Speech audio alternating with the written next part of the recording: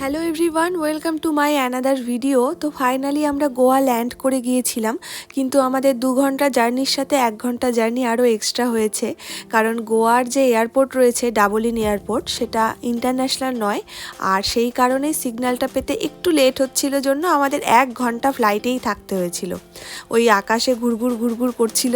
তো যাই হোক, ওটা একটা বিরক্তিকর যে টাইমে না পৌঁছে একটু দেরি হলে তো আমাদের সবারই একটু অসুবিধে বোধ হয়।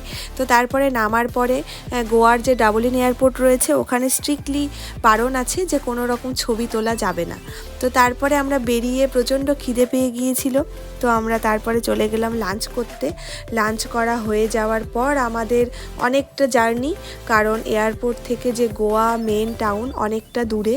তো অনেকটা জার্নির পরে আমরা পৌঁছে গেলাম যে আমাদের আগে থেকে বুকিং করা ছিল মেরিটাসে। তো ভীষণ সুন্দর, যাওয়ার পরেই আমাদের ভীষণ সুন্দরভাবে ওয়েলকাম করেছে, ওয়েলকাম ড্রিঙ্ক দিয়েছে। তোমরা যদি মনে করো